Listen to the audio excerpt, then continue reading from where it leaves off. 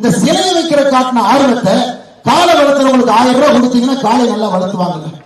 அவர்களுக்கு தேவை வெறும் டிராமா டிராமா டிராமா, அதை தவிர எதுவும் இல்லை. யாரோ வைக்க வேண்டிய சிலைக்கு யாரோ வைத்து யாரோ பெயர் வைத்து யார் பெற்ற பிள்ளைக்கு பெயர் மட்டும் அவங்க வைப்பாங்களாம். இன்னைக்கு திமுகவுடைய தேர்தல் வாக்குறுதியில காலை வளர்த்துபவர்களுக்கு, ஜல்லிக்கட்டு காலை வளர்த்துபவர்களுக்கு மாதம் 1000 ரூபாய் ஊக்கத்தொகை கொடுப்போம் என்று அவர்கள் கொடுத்த 511 தேர்தல் வாக்குறுதியிலே ஒரு வாக்குறுதி. ஆனா காலை வளர்த்துறவங்க யாருக்கும் 1 ரூபாய் கூட கொடுக்கல. ஏனென்றால் முதலமைச்சர் ஐயா மு.க. ஸ்டாலின் அவர்களுக்கு பசுமாட்டுல பால் காம்பில் இருந்து வருதா கொம்பில் இருந்து வருதா கூட தெரியாது. அவர் எப்படி காலை வளர்த்தவர்களுக்கு அவர் எப்படி ஊக்கத்தொகை கொடுப்பாரு, அவர் எப்படி 1000 ரூபாய் கொடுப்பாங்க என்பதை நீங்கள் யோசித்து பார்க்க வேண்டும். அருமை சொந்தங்களே, 511 தேர்தல் வாக்குறுதி கொடுத்தார். 511 தேர்தல் வாக்குறுதியில முழுமையாக 70 கூட நிறைவேற்றலைங்க ஐயா. இன்னைக்கு காலையில உதகமண்டலத்தில் இருக்கும் பொழுது ஊட்டியில காலையில இருந்தாங்க ஐயா, பேசணும். ஒரு தேர்தல் வாக்குறுதி சொல்லி காட்டுங்க, நீங்களே எண்ணிப்பாரு. வாக்குறுதி 1 நிறைவேற்றினாங்களா? இல்லை. 2 இல்லை. வாக்குறுதி 7 இல்லை. சொல்லிக்கிட்டே போலாம். 511 தேர்தல் வாக்குறுதியில வெறும் 70 தேர்தல் வாக்குறுதியை மட்டும் நிறைவேற்றிவிட்டு இன்னைக்கு முதலமைச்சர் 99% நிறைவேற்றி விட்டோம் என்று முழு பொய்யை சொல்லிக் கொண்டிருக்கின்றார். இப்ப கனிமொழி அக்காவுடைய அடிப்படை பிரச்சனை என்ன? அவங்க நேற்று தூங்கும் போது கனவுல வர்றதுல உண்மை நினைச்சு காலையில மைக்ல பேசுறாங்க. நேற்று அக்கா கனிமொழி அவர்கள் காலையில பேசினாங்க, மக்கள் எல்லாம் கேஸ் சிலிண்டருக்கு பெரிய தட்டுப்பாடு, ரோட்டில் எப்படி நின்றுட்டு இருக்கிறாங்க, அவ்வளவு பிரச்சனைகள் நடக்குது, அதிமுகவும் பாஜகவுக்கும் கூட்டணி வச்சு என்னையா பண்ண போறீங்க? சரி, இன்னைக்கு நான் அக்கா கனிமொழி அவங்ககிட்ட கேட்கிறேன், இந்தியாவில் உற்பத்தி செய்ய முடியாத ஒரு பொருள் கேஸ் நம்ம கிட்ட இல்லைங்க, அது வளைகுடா நாட்டில் இருக்குது, நம்ம போய் அதை வாங்கிட்டு வரோம், அவங்ககிட்ட இல்லாத பொருள் வெளியிருந்து வாங்குறோம். இந்த ஈரான் போர் ஆரம்பித்த பிறகு பாகிஸ்தான்ல 45% பெட்ரோல் விலை உயர்ந்திருக்கிறது, பங்களாதேஷ்ல 30% உயர்ந்திருக்கிறது, ஸ்ரீலங்கால 30% உயர்ந்திருக்கிறது. ஆனா பெட்ரோல் விலையே உயராத ஒரு நாடு எதுன்னு கேட்டீங்கன்னா நம்முடைய பாரத நாடு. 1 ரூபாய் நான் பெட்ரோல் விலை உயர்த்தாம கொண்டு போயிருக்கு. ஐயா, இன்னைக்கு oil marketing company Indian oil BP போய் கேட்டீங்கன்னா சுத்தரிப்பு பண்ணி வெளியே வரக்கூடிய பெட்ரோல் 132 ரூபாய் வருதுங்க ஐயா. 132 ரூபாய் ஒரு பெட்ரோல் ரிஃபைன் பண்ணி வெளியே வந்தா. ஒரு ஆயில் மார்க்கெட்டிங் கம்பெனியுடைய லாஸ் 1 லிட்டருக்கு 28 ரூபாய் லாஸ் ஆயிட்டு இருக்கு. அதனால சமீபத்தில் எக்ஸைஸ் டியூட்டியை 10 ரூபாய் குறைச்சு அவர்களுக்கு அந்த 10 ரூபாய் கொடுத்தோம். ஏன்னா அவங்க லாஸ்ல ஓட்ட முடியாது. இன்னைக்கு இந்த வளைகுடா போர்ல இந்தியாவில் யாருக்கும் எந்த பிரச்சனையும் வராம ஒரு அரசு அதை அற்புதமாக கொண்டு சென்றிருக்கின்றார்கள் என்றால் அது பாரத பிரதமர் நரேந்திர மோடி அவர்கள் தலைமையிலான நம்முடைய தேசிய ஜனநாயக கூட்டணி அரசு மட்டும்தான். திமுக ஜெனரல் நாலேஜ் வீக். இதுல அக்கா எடுத்து சொன்னா எப்படி புரியும்? அக்கா கேஸ் எங்க வருது, அவங்களுக்கு எங்க புரியும்? எங்க வருது எப்படி புரியும்? அவங்க எல்லாம் கஷ்டப்படாம நேர பதவியில் வந்து உட்கார்ந்துறாங்க. கடந்த 3 நாட்களாக நானும் பார்த்துக்கிட்டு இருக்கிறேங்க. மாத்தி மாத்தி எடப்பாடி பழனிசாமி என்ன திட்டுவதை முழு நேர வேலையாக வைத்திருக்கிறார்கள். முழு நேர வேலை இதான் அவங்களுக்கு வேலை. பழைய உதயநிதி ஸ்டாலின் தரம் தாழ்த்தியே திராவிட முன்னேற்ற கழகத்துக்கு தெரியும் இந்த முறை தோக்க போறார், அது நன்றாக தெரியும் தோக்க போறார். ஆனால் தரம் குறைந்த வார்த்தையில எடப்பாடி பழனிசாமி வயது என்ன, உதயநிதி ஸ்டாலின் அவருடைய வயது என்ன, எடப்பாடி பழனிசாமி அவருடைய அரசியல் அனுபவம் என்ன, உதயநிதி ஸ்டாலினுடைய அரசியல் அனுபவம் என்ன? கருத்து வேறுபாடுகள் அரசியல் இருக்கலாம், பரவாயில்லை. ஆனா பயன்படுத்தக்கூடிய வார்த்தைகள் எப்படி இருக்குன்னு கடந்த 3 ஆண்டுகளா பாருங்க. இன்னைக்கு கனிமொழி கருணாநிதி அவர்கள் ஒரு எப்படி மேல போயிட்டார். யாராவது அவங்களை எழுத்து பேசினா மலர் வளையம் வைப்பாங்களாமா, மலர் வளையம். ஐயா, மலர் வளையம் யாருக்கு ஐயா வைப்பாங்க? இறந்து போனா மலர் வளையம் வைப்பாங்க.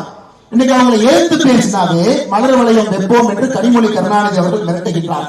இதுதான் இன்னைக்கு திராவிட முன்னேற்ற கழகத்தினுடைய ஒரு அலட்சியமான ஒரு போக்கு அவர்களுடைய பிரச்சார யுக்தியில தெரியும். தோற்று போகின்றோம் என்பதற்காக எல்லோரையும் கூட ஏகவசனத்திலே திட்டிக் கொண்டிருக்கின்றார்கள் அருமை சொந்தங்கள்.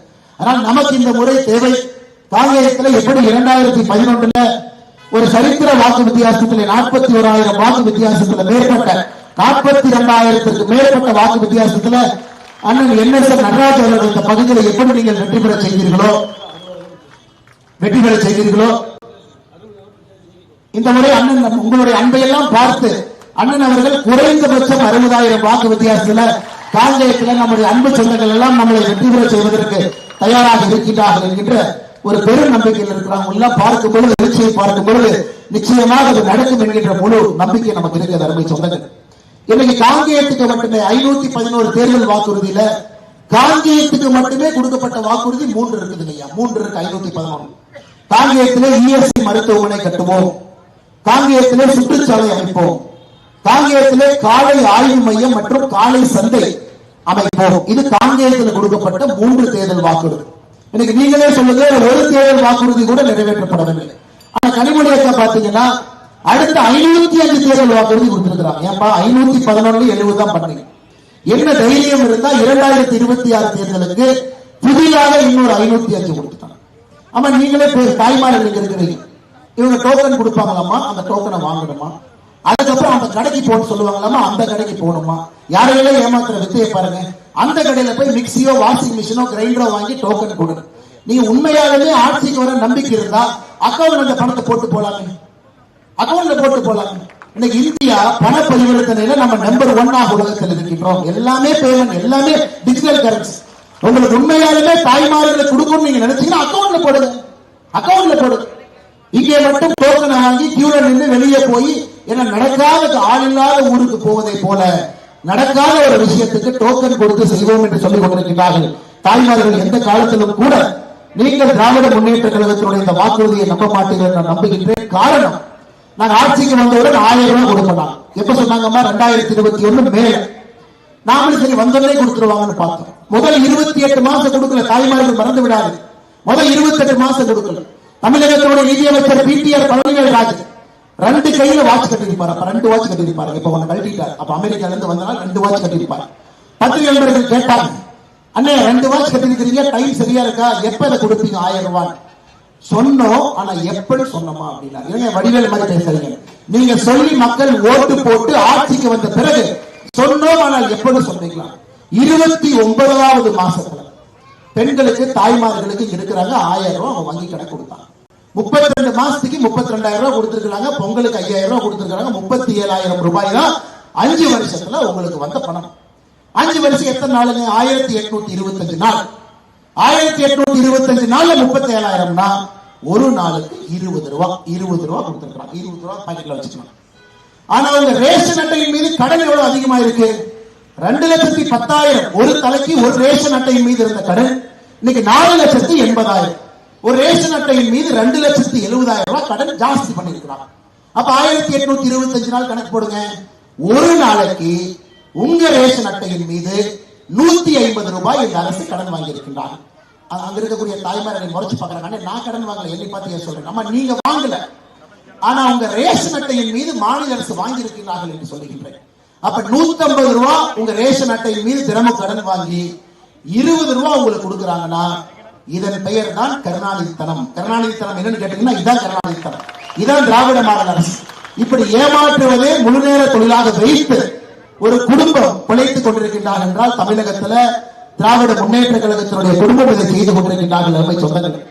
அது மட்டுமல்ல, நிறைய இளைஞர்கள் இருக்கிறீங்க, முதல் தலைமுறை வாக்காளர் பெருமக்கள் இருக்கிறீங்க. இன்னைக்கு ஸ்டாலின் அவர்கள் மூச்சுக்கு 300 முறை சொல்வது, நாங்க கல்லூரி மாணவர்களுக்கு 1000 ரூபாய் கொடுக்கிறோம், மாசம் 1000 ரூபாய் கொடுக்கிறோம், மாசம் 1000 ரூபாய் கொடுக்கிறோம். ஸ்டாலின் அவர்களே போன ஆண்டு மட்டுமே மத்திய அரசு கல்லூரி மாணவர்களுக்கு தமிழ்நாட்டில் கொடுத்த ஸ்காலர்ஷிப் மட்டுமே 1299 கோடி ரூபாய் மத்திய அரசு கொடுத்திருக்கு. நம்ம எங்கேயாச்சும் போய் கம்பட்டம் படிக்கிறோமா? இல்ல 1299 கோடி கொடுத்தோம், 1299 கோடி கொடுத்தோம். கல்வியிலும் கூட ஒரு விளம்பரத்தை தேடக்கூடிய ஒரு அரசு இருக்குன்னா இங்க இருக்கக்கூடிய திராவிட முன்னேற்ற கழகத்தினுடைய அரசு மட்டும்தான். ஆனால் அருமை சொந்தங்களே, எந்த காரணத்திற்கும் கூட இவங்களை நீங்க பக்கத்திலே விடக்கூடாது. அதை தாண்டி எப்படி இங்கே அண்ணன் NS நடராஜ் அவர்கள் உங்கள் முன்பு 2011 ஒரு பெரிய ஆதரவை எல்லாம் நீங்கள் கொடுத்து அவரை வெற்றி பெற வைத்தீர்களோ, அதே போல கொஞ்ச நாளைக்கு முன்னாடி 2025 ஆகஸ்ட் மாசத்துல இந்த ஈரோடு திருப்பூர் மாவட்டத்துல தேசிய நெடுஞ்சாலை 381A அது நம்ம ஊர் வழியாக அதை மத்திய அரசு திட்டம் போட்டிருந்தாங்க ஐயா. அது குறிப்பாக வெள்ளகோவில், முத்தூர் இந்த பகுதியில 381A வரும் பொழுது நிறைய விவசாய பெருமக்களுடைய விளைநிலம் போவதாக இருந்தது. வீடுகள், சிறு குறு வணிக நிறுவனத்துக்கு எல்லாம் பிரச்சனை இருந்தது. இங்க இருந்து நாம் எல்லோரும் டெல்லிக்கு சென்றோம். இங்கிருந்து நம்முடைய மத்திய இணையமைச்சர் டாக்டர் முருகன் அவர்கள், அன்னைக்கு அனைத்து இந்திய அண்ணா திராவிட முன்னேற்ற கழகம் சார்பாக நம்மோடு அண்ணன் முருகன் அவர்கள், அதே போல நம்முடைய மூத்த தலைவர்கள் எல்லாரும் டெல்லிக்கு போய் நிதின் கட்கரி ஐயாவை கேட்டோம், ஐயா தயவு செஞ்சு ஊர்ல இருந்து வந்திருக்கிறோம், திரும்ப வெறுங்கையில் அனுப்பிடாதீங்க, ஏதாவது ஒண்ணு பண்ணி திட்டத்தை நிறுத்துங்க. அப்ப நிதின் கட்கரி அவங்க சொன்னாங்க, என் கையில ஒண்ணு இல்லப்பா, இது மாநில அரசு நிறைவேற்றக்கூடிய ஒரு திட்டம், மத்திய அரசு நாங்க பணம் மட்டும்தான் கொடுக்கிறோம், ஸ்கெட்ச் பிளான் எல்லாமே மாநில அரசு தான் போடுறாங்க, நீங்க மாநில அரசு போய் பாருங்க. நாங்க சொன்னோம், ஐயா இவ்வளவு தூரம் வந்துட்டோம், திரும்ப நாங்க மாநில அரசு போய் மக்கள்கிட்ட நாங்க புரிய வைக்க முடியாது, மக்களை பொறுத்த வரைக்கும் நேஷனல் ஹைவே இருக்கிறதுனால மத்திய அரசு தான் சொல்லுவாங்க. இது மாநில அரசு நிறைவேற்றக்கூடிய திட்டமாக இருந்தாலும் மத்திய அரசு பணம் கொடுக்கக்கூடிய திட்டமாக இருந்தாலும் இதை நிறுத்தி வைக்க வேண்டும் என்று சண்டை போட்டு அந்த திட்டத்தை நிறுத்தி வைத்து விட்டு தான் திரும்ப ஊருக்கே வந்தவங்க. அந்த திட்டத்தினுடைய ரீஅலைன்மெண்ட் எல்லாம் அப்புறம் பார்த்துக்கலாம், நீங்க எல்லாத்தையும் நிறுத்தி வைங்க, இந்த ரூட்ல இது போகக்கூடாது என்பதை நம்முடைய நிதியமைச்சர் அவர்கள் முழுமையாக ஏற்றுக்கொண்டு செயல்படுத்தினார். எனக்கு வருகின்ற காலத்தில் இது போன்ற சிறு குறு பிரச்சனைகள் வந்தாலும் கூட அதை இரண்டு அரசுகளும் இணைந்திருக்கும் பொழுது மிக வேகமாக அதை செயல்படுத்த முடியும்.